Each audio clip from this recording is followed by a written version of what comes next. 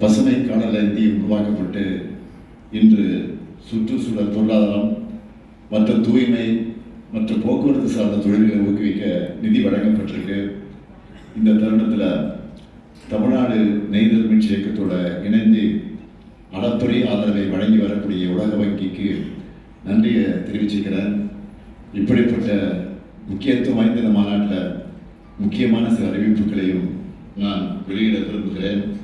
முதல் அறிவிப்பு, இனி வரும் காலங்களில் அனைத்து துறைகள் மூலம் செயல்படுத்தப்படும் திட்டங்களையும் காலநிலை நடவடிக்கையோடு ஏந்து செயல்படுத்துகிற விதமாக பட்ஜெட் உருவாக்கப்படும். இரண்டாவது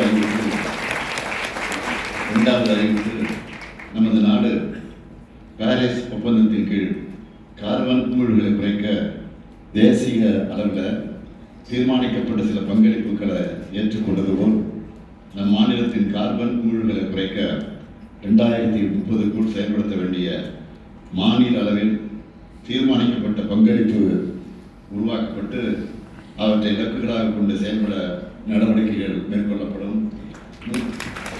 மூன்றாவது அறிவிப்பு, தமிழ்நாடு முழுவதும் நடவு செய்ய 5 லட்சம் சந்தன மரக்கன்றுகள் வழங்கப்படும்.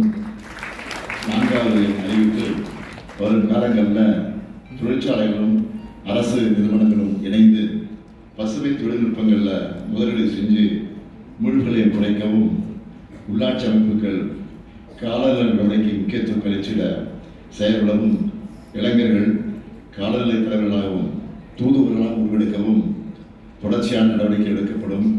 நம்ம திராவிட மாடல் அரசை பொறுத்த வரைக்கும் நமக்கு சமூக நீதி ஒரு கண் என்றால் காலநிலை நீதி மற்றொரு கண். எனவே காலநிலை மாற்றத்தை நாம் அனைவரும் இணைந்து எதிர்கொள்வோம், வெல்வோம் ஒன்றாக. நன்றி.